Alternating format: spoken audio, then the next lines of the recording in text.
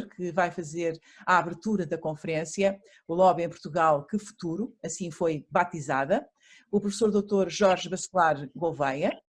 Boa tarde, professores. Boa tarde. O professor Bacelar Gouveia é advogado, é professor catedrático da UAL, também da Universidade Nova de Lisboa, é presidente do Instituto de Direito e Segurança, licenciado e mestre em Ciências Jurídico-Políticas, doutor em Direito Público. É autor de 150 títulos em diferentes domínios, nomeadamente no direito constitucional, incluindo os direitos fundamentais, o direito regional e eleitoral, e tem trabalho científico realizado na área dos direitos humanos, entre muitos outros domínios. Uma vasta carreira académica, também passou pela política, pela Assembleia da República, enquanto deputado, na 11ª legislatura, entre 2009 e 2011, onde nos cruzámos. Tenho saudades desse tempo. Tenho saudades. O professor como deputado e eu como jornalista na altura ao serviço da RTP. Professor Jorge Bacelar Gouveia, mais uma vez, muito obrigada, e os próximos 15 a 20 minutos, não muito mais do que isso, depois prolongamos, são seus. Obrigada. Muito obrigado, professor. Eu peço desculpa se o professor não poder continuar a assistir, mas como disse, tenho os alunos à espera na sala. Eu também tenho um teste, mas muito obrigado, Sr. Professor, também na sua pessoa, cumprimento todos e com certeza compreendo isso e muitas das minhas felicitações também por esta iniciativa. Obrigado. E também gostaria de cumprimentar a professora Isabel Damasio e também todos os colegas, para dizer as minhas homenagens à pessoa também que hoje homenageamos e dar-vos também as minhas melhores saudações, também a todo o público digital, mas presencial, digamos assim, passa aqui a contradição que nos está a ouvir, e de facto é um tema da maior importância, sobretudo um tema hoje que se cruza com um tema geral que tem ocupado o espaço público, que é o tema da transparência e também em conexão com isso o tema, enfim, da criminalidade económico-financeira, de eventual corrupção de vários comportamentos, enfim, portanto, temas que estão realmente na ordem do dia e portanto agradeço muito este convite e dou os parabéns também pela oportunidade desta conferência e também, sendo este o momento final da pós-graduação, também dar os meus parabéns aos alunos que vão concluir esta pós-graduação em Assessoria Política e Comunicação Estratégica e também já agora dizer que é que sempre com muito gosto participo nas iniciativas da minha universidade também, que é a Universidade Autónoma de Lisboa, onde leciono, ainda que só apenas na parte da licenciatura em Direito, mas já há muitos anos, já desde 2008, o tempo vai passando. Aliás, a universidade que tem vindo, aliás, a crescer em quantidade e em qualidade, tanto nos alunos como nos professores. Eu gostaria de fazer aqui um enquadramento, conforme foi combinado com a professora Isabel Damasio e com os colegas restantes coordenadores, um enquadramento talvez mais de natureza geral. E sendo certo que este tema é um tema também que implica aqui opções político-partidárias, eu não vou aqui pronunciar, não é que não tenha, mas não queria aqui pronunciar muito especificamente sobre as várias opções, que também não são muito divergentes entre si. Houve na anterior legislatura até um diploma que chegou a ser aprovado, mas que foi vetado politicamente pelo Presidente da República e que concitou uma larga maioria no Parlamento. Agora, a legislatura, estamos na 14ª, as coisas são retomadas, mas há de facto várias ideias que ainda bem que o assunto está a ser colocado, digamos, na ordem do dia. Portanto, é um tema que renasce. Infelizmente o tema não ficou fechado, se é que poderia ficar fechado com uma simples aprovação de uma lei, mas é um tema que não ficou fechado na anterior legislatura e, portanto, penso que é muito oportuna esta discussão e é muito oportuno o tema do lobbying e do seu enquadramento, dos conceitos que às vezes estão associados e que muitos também às vezes não sabem, e é um tema que também suscita, à primeira vista, alguns preconceitos e, sobretudo, um grande desconhecimento. Também, portanto, gostaria de dar o meu contributo para esse fim, no fundo, explicar em que é que consiste a atividade de lobbying, qual é a sua importância, qual é a sua morfologia, porque há vários tipos de lobbying aceitáveis e possíveis, e depois o problema também que se coloca mais da minha perspectiva como jurista, que é saber qual é o papel das leis, ou da lei ou do direito, na regulação deste mesmo fenómeno. Aí penso que a controvérsia poderá ser maior, mas julgo que é neste contexto que as coisas se devem organizar. E sobretudo lembrar que o lobbying só pode existir num contexto e num ambiente democrático, porque a atividade de lobbying, que é a atividade de entidades, de grupos de interesses poderem tentar influenciar certas decisões em função daquilo que pretendem para o país, de acordo com a sua visão das coisas, é uma atividade que só faz sentido num ambiente democrático e num Estado de Direito democrático. Portanto, em ditaduras não há propriamente lobbies, isso é impossível, e o lobby é uma atividade também que radica muito na liberdade das pessoas, e portanto, a atividade de fazer o lobbying, ou a atividade dos grupos de interesse, porque depois em português às vezes dizemos grupos de interesse e não lobbies é uma expressão anglófona, é uma atividade que assenta muito numa ideia também de participação política e num outro conceito muito importante, que é o conceito de pluralismo político e social. E portanto,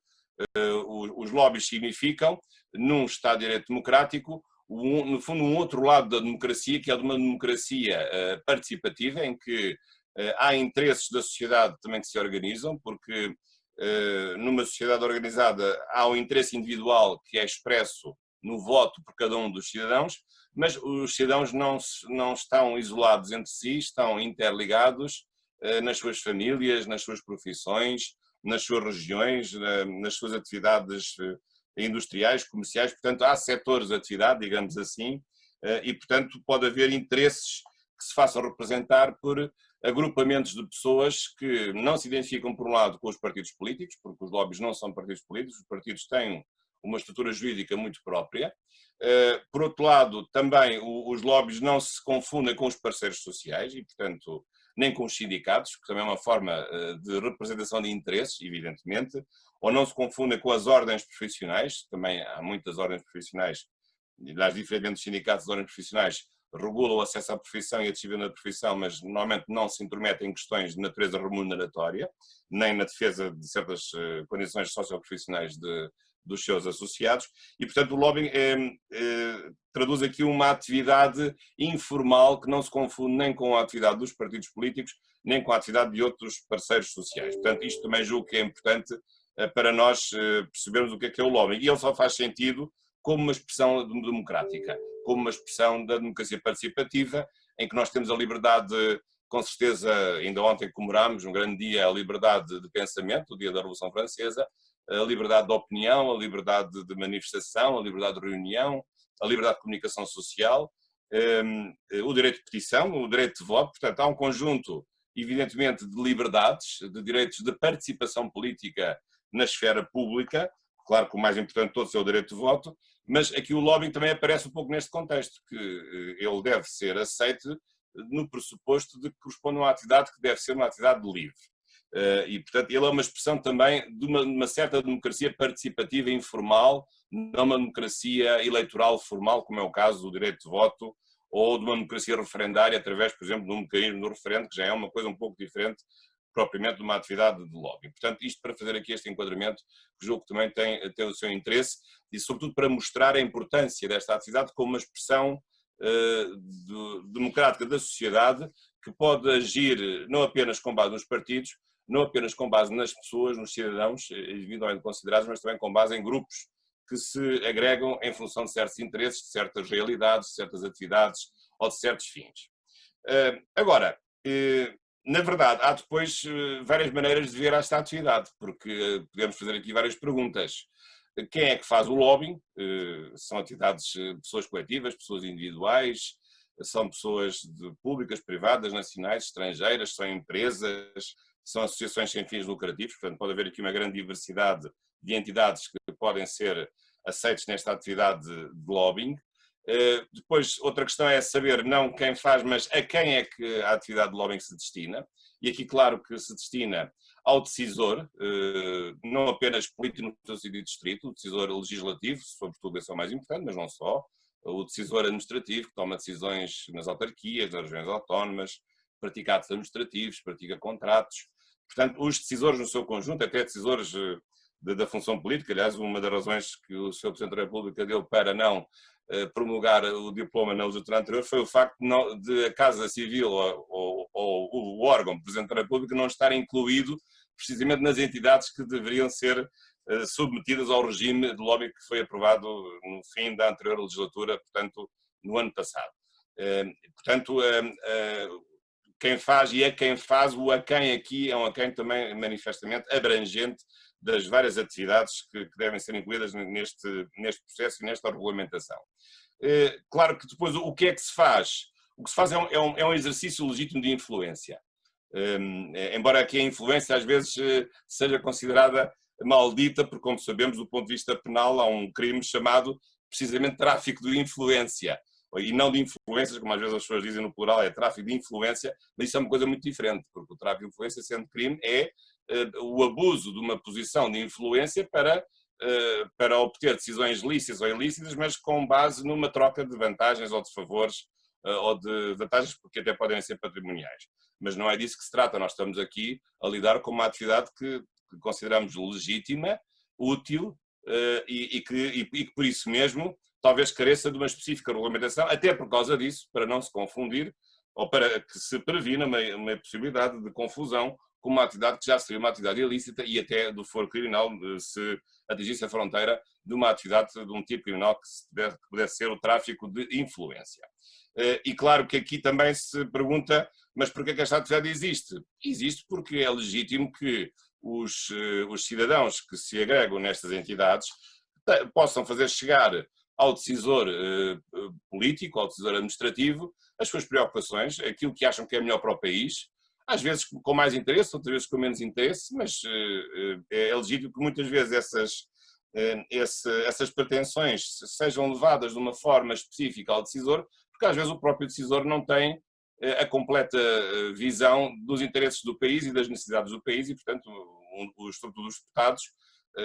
que são eleitos por círculos, mas representam o todo nacional, não têm capacidade de representar com toda a profundidade e com toda a minúcia todas as realidades que mereçam uma intervenção jurídica ou pública do ponto de vista da regulação da nossa vida em sociedade. E, portanto, o porquê da atividade de lobbying é precisamente levar ao decisor argumentos para que se tome uma decisão num certo sentido. É essa a lógica da atividade lobística. Agora, a questão que se coloca é saber em que termos é que esta atividade deve ser regulamentada, porque ela, na verdade,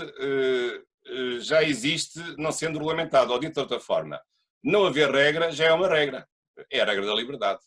E, portanto, esta atividade já existe por si. Quando nós falamos em diplomas para regulamentar o lobbying, na verdade o lobbying já existe. Não tem esse nome, ou não tem um certo enquadramento conceptual, ou um certo enquadramento de regras, mas uma vez que vivemos num Estado de direito democrático, em que a participação é livre, em que nós podemos falar com os deputados, por exemplo, alguém que seja considerado um lobista pode falar com os deputados, pode marcar reuniões com eles, pode almoçar, pode jantar, pode mandar cartas. Portanto, a atividade em si é uma atividade que neste momento existe, mas é uma atividade, digamos, absolutamente informal, sem regras específicas e, portanto, aqui o ponto é saber se é necessário e em que medida e com que extensão regulamentar essa atividade para garantir que essa atividade seja uma atividade que se possa encaixar numa atividade, numa regra, num princípio de transparência, que também é outro dos atributos hoje muito importante no Estado de Direito. Porquê? Porque muitas vezes o lobbying, se não for regulamentado de certa forma, e é isso que está em discussão, essa influência pode ser uma influência perniciosa, uma influência indesejável, porque pode ser uma influência escondida e, portanto, não submetida a regras concorrenciais, e, portanto, em concorrência desleal, embora usando aqui a palavra em sentido amplo, ou pode ser uma influência enganosa, que não seja verdadeira, ou pode ser uma influência que seja conivente ou a troca de certos favores, o que também não é propriamente abonatório dessa mesma tipo de influência. Portanto, aqui a ideia de se regulamentar o lobbying não é propriamente de o tornar permitido, porque ele já é permitido, mas é a ideia de lhe introduzir limites ou eu diria condições de funcionamento para que essa atividade possa, por um lado, ter limites que a tornem verdadeiramente legítima e que não permitam que haja abusos, por um lado, mas também, por outro lado, que tornem a atividade aceitável e a retirem de um campo de preconceito em que ela muitas vezes também se encontra neste momento. Porque, evidentemente, para certas pessoas, eu lembro quando era deputado, na altura essa questão não se colocava, também já fez há uns tempos, mas a ideia do lobbying é uma ideia que tem feito o seu caminho, mas que tem sido difícil de implantar em Portugal, a ideia de regulamentar o lobbying, porque, no fundo, é o reconhecimento por parte dos deputados de que há entidades que lhes querem retirar o seu poder de decisão. Ou então é aceitar a fragilidade do deputado que, no fundo, não sabe quais são os melhores interesses para o seu país e tem que socorrer de alguém que lhe vai dizer o que é que ele deve fazer e o que é que ele deve decidir. Mas, evidentemente, que a verdade não pode estar não deve ser vista nestes termos, sobretudo no âmbito de uma decisão parlamentar. O deputado não tem que conhecer tudo e não há mal nenhum em que o deputado se encontre com os representantes dos setores de atividade e possa receber os argumentos que esses setores pretendam para fazer a lei A, ou para fazer a lei B, ou para não fazer essa lei, ou para fazer outra lei diferente. Portanto, não me parece que isso seja um problema, enfim, que possa impedir a existência dessa regulamentação. Portanto, eu penso que a regulamentação aqui interessa, sobretudo numa dupla perspectiva. Estabelecer as condições de exercício dessa atividade e, portanto, introduzir, evidentemente, regras de transparência e de verdade nessa atividade, mas, ao mesmo tempo, com essas regras, tornar essa atividade não uma atividade que seja considerada preconceituosa ou seja indesejável, mas seja uma atividade que seja reconhecida com o Estatuto de Cidadania, como uma atividade legítima de exercício, um dos vários exercícios da própria participação política numa sociedade organizada. Penso que essa é que é a ideia desta regulamentação. Claro que depois isto na prática pode concretizar-se de várias formas, como é evidente. Quais são essas várias formas? Aqui o que ressalta à vista é, no fundo, a necessidade de um registro dessas entidades que fazem lobbying, desde logo, portanto, a identificação dessas entidades, portanto, essa atividade ser assumida, mas assumida por entidades previamente credenciadas, depois também haver um registro dessas mesmas atividades e o acompanhamento dos contactos que essas entidades têm com os decisores públicos. E, aliás, um dos projetos que eu estive a ver até fala numa expressão, aliás, de origem brasileira, a chamada pegada legislativa, ou seja, à medida que vai havendo intervenção dos lobbies, saber-se em cada momento do processo legislativo qual foi o contributo dado por cada um dos grupos de pressão que naquele momento tenham aparecido e tenham feito as suas sugestões e que, se porventura, essa sugestão passou a constar, digamos, de um artigo que tivesse sido eventualmente alterado. Portanto, penso que esta é que é a questão que se coloca. É evidente que, e com isso vou terminar, penso que é útil haver a regulamentação, tanto que é útil, e fico feliz porque na atual legislatura houve uma larga maioria no sentido disso ser aprovado. Agora, é evidente que é uma regulamentação sempre difícil de consumar na sua efetividade, porque também não podemos esquecer que há certos lobistas que não se vão inscrever nesse registro de interesses, que vão continuar a fazer a sua atividade de uma forma informal, de uma forma discreta, tendo reuniões particulares com os deputados, não assumindo essas reuniões com os deputados, o que também em si não me parece que possa ser assim uma coisa considerada criminosa, porque evidentemente que a atividade de lobbying também pode ter como vantagem adicional ou vantagem competitiva o facto de ser discreta e o facto de ser feita fora dos olhares da opinião pública. Isto é como nos negócios, como se costuma dizer, o segredo é a alma do negócio. E não estou a dizer que seja aqui a política, o negócio em serviço comercial, mas é evidente que a atividade de lobbying, se for excessivamente regulamentada, podemos cair, se isso for a sua opção, se houver um excesso de regulamentação, podemos para já cair numa situação de total inaplicabilidade da lei. Se for uma opção maximalista, que ela não tenha qualquer possibilidade de ser aplicada. E, portanto, continuar a haver lobbying, mas fora daquilo que a lei estabelecer. Por outro lado, acho que deve haver uma regulamentação equilibrada, também dando margem a que certo tipo de atividades se possam realizar fora do formalismo que fique estabelecido. E depois isto é como em tudo na vida. Quer dizer, não é pelo facto de haver obrigatoriedade do registro das entidades e não é pelo facto de os cidadãos poderem saber qual é a agenda dos deputados, de quantas vezes é que o deputado recebeu a entidade X no seu gabinete, não é por haver esse registro que vamos ficar a saber que aquele grupo de interesse apenas agiu daquela maneira, porque ele pode sempre agir de outra forma, de uma forma indireta ou de uma forma disfarçada. Portanto, isso levar-nos depois a um campo mais complicado, que é o campo da punição ou da sanção da violação dessas regras de, no fundo, restringir a liberdade das pessoas nos seus contactos informais e de apenas permitir que os lobbies possam contactar o decisor apenas só numa reunião marcada numa sala da Assembleia da República e não possam nunca falar com aquele deputado fora da Assembleia da República, numa rua ou num lugar ou num jantar, porque se é para falar daquele assunto, só na Assembleia da República, com hora marcada e naquela sala, é que podem falar sobre aquele assunto. E, portanto, vejo que a regulamentação, eu julgo que tem o seu interesse, mas vejo também aqui com alguma reserva os limites, até onde é que essa regulamentação pode existir e, sobretudo, o problema de saber se essa regulamentação, se for associada a sanções, poderá ser efetiva e que tipo de sanções é que poderão ser aplicadas ao exercício desta mesma atividade. Portanto, penso que esta é que é talvez a grande razão, porque só agora é que o assunto tem vindo a ser equacionado, aliás, por pressão sobretudo também da União Europeia e os Estados Unidos. Os Estados Unidos há muitos anos têm uma legislação sobre esta matéria. Aqui em Portugal, eu penso que tem havido este preconceito,